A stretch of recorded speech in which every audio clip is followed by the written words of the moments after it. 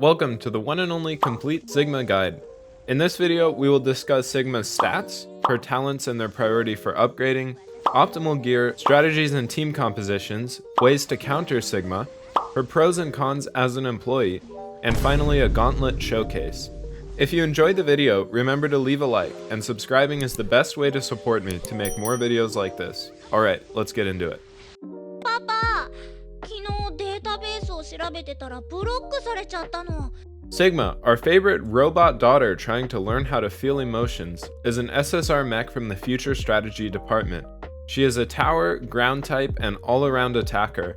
At my level of investment, she has 19,017 HP, 2,250 attack, 624 defense, 557 crit, 974 hit, and 210 evasion. For context, Estarossa, a very good tank, has over 54,000 HP, making Sigma a rather squishy unit.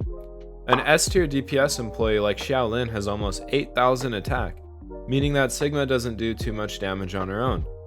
In fact, the rest of her stats are relatively low all around compared to many other DPS units. However, she is generally considered an S-tier unit. What makes her good? 1日に1冊ずつ本を読めば偉人になれるんだって。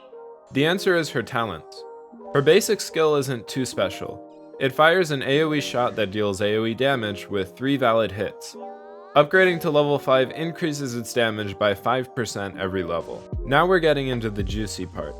Sigma's passive skill, Sigma Protocol, increases all her allies' roll disadvantage damage resistance by 30% except for herself. Upgrading her talent to level 4 increases the roll disadvantage res by another 2%, 2%, and 4%. Although level 5 does not increase roll disadvantage res again, it adds 60% roll advantage damage on top of the roll disadvantage res and gives 1 deployment resource upon death. So what does all of this mean?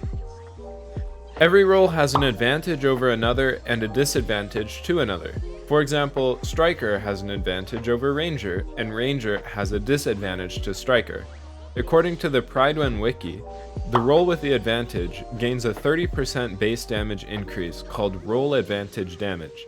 As such, Sigma's passive talent at level 5 layers multiplicatively with the base 30% damage increase, resulting in a final roll advantage damage of 48% for your whole team, which, needless to say, is pretty crazy. Similarly, employees have a default 30% roll disadvantage resistance, meaning they take 30% less damage from a disadvantaged roll. Sigma's passive at level 4 increases all allies' roll disadvantage res by about 42%. So, at level 5, Sigma gives all party members a 48% roll advantage damage bonus and a 42% roll disadvantage resistance. Finally, when Sigma dies, which probably will happen a lot since she can't be healed, she grants +1 deployment resource, making her a good battery to boot. Sigma's special skill, Square Dance, restores 1 deployment resource but consumes 15% of her HP when used. Leveling up her skill to level 4 decreases its cooldown by 2 seconds, 2 seconds, then 4 seconds, resulting in a 16-second cooldown at level 4. At level 5, Square Dance creates a barrier equal to 20% of Sigma's max HP for 10 seconds up to 3 skill uses. Note that at level 5, her skill cooldown is 24 seconds, but the barrier only lasts for 10 seconds, which will be an important theme later in the video. Her ultimate skill, Daddy Help, summons a defender called Machine God Daddy, a nanny robot that can't be healed. Machine God Daddy inflicts AoE damage, draws the enemy's aggro to him for 3 seconds, and decreases approaching enemies' attack by 10%. Machine God Daddy also has its own skills, with its ultimate shooting cool laser beams out of its eyes. Leveling up Daddy Help to level 4 decreases its cooldown by 4 seconds, 4 seconds, then 8 seconds, resulting in a long cooldown time of 60 seconds. At level 5, the nanny robot decreases enemy attack by 20% instead and generates another deployment resource when being used, adding to her battery capabilities. Observe that Sigma can only summon up to 2 Machine God Daddies at the same time, and if her ultimate is used while 2 are on the field, the 2 on the field will remain. As great as our skills look, we have limited resources and can't always upgrade all of them to level 5. As such, I recommend upgrading her first passive skill, Sigma Protocol, because of the 48% roll advantage damage buff and 42% roll disadvantage res, and the extra deployment resource as top priority. But this skill only buffs her allies and does not increase Sigma's damage. If you want to play Sigma for her damage rather than for her support, you should prioritize her ultimate skill, Daddy Help. Because of her ultimate's long cooldown, upgrading it to at least level 4 is extremely valuable due to its cooldown decreases. So for support Sigma, her talent priority is passive first, then ultimate, and for damage Sigma, ultimate first, then passive. Third, you'll want to upgrade her special skill, which is valuable for protecting herself, and once again, cooldown reduction is extremely valuable. And last but not least, you want to upgrade her basic skill. Not much to say here. ピンクのカテゴリーには何が入ってるんだろう? Okay, gear is pretty simple. Sigma wants cooldown reduction gear with skill haste substats. A 4-set cooldown reduction build gives Sigma 30% skill haste, meaning that her 24-second special kill cooldown will be chopped to 18.5 seconds, and her ultimate to 46 seconds. 46 seconds is exactly the same as Chifuyu's ultimate skill, and only 2 seconds more than Gaeyun's ultimate skill for context. Sigma will also want skill haste substats for the same reason. However, 4-set cooldown reduction is extremely hard to farm, which is why I still have tier 4 and tier 5 gear on her.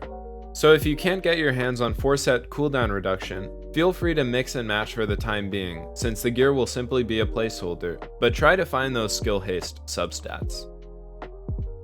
パパは息子と娘、どっちがいい? While there are many ways to play Sigma, the best is to simply place her down first. If you place Sigma down first, it means you can get her skill and ultimate ASAP, which will undoubtedly carry you no matter the situation. But you want to keep Sigma alive until she gets her skills, since she is squishy and is prone to assassination.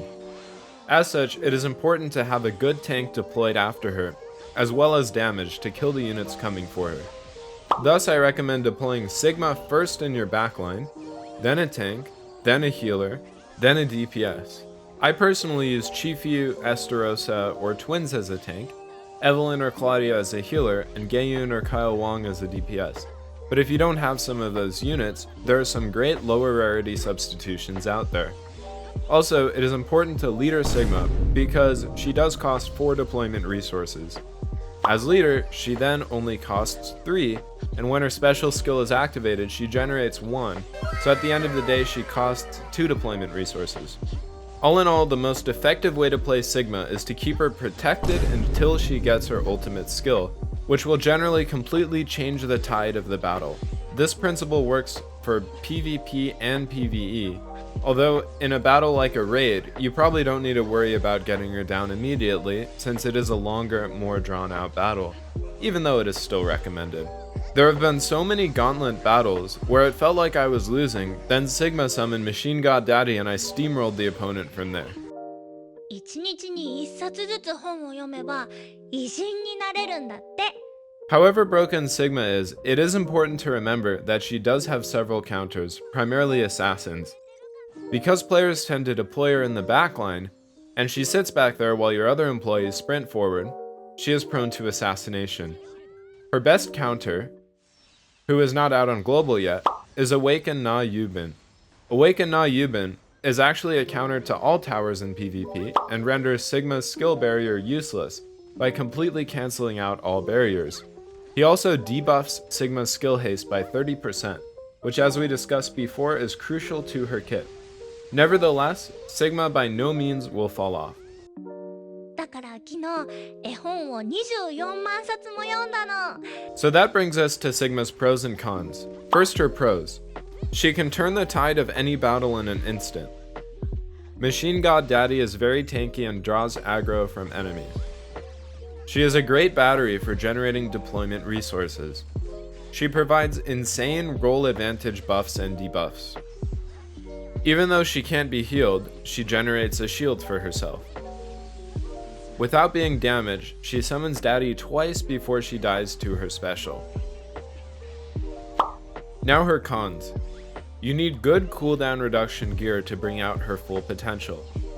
Squishy and prone to assassination. Her special talent kills herself and she can't be healed. Awakened Nayuban counters her in PvP. Finally, I'll include one quick ranked match to showcase Sigma's potential in Gauntlet. Disclaimer, I suck at PvP, so you might want to bleach your eyes after this one.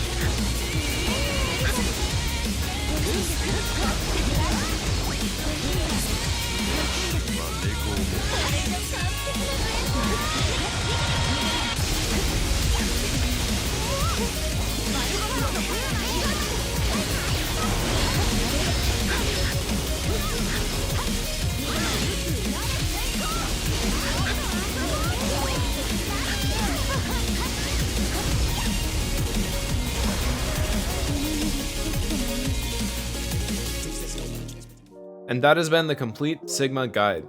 If this video helped you out, please leave a like. And if you want to see more of these videos, subscribe and hit the bell to be notified whenever I upload a new video.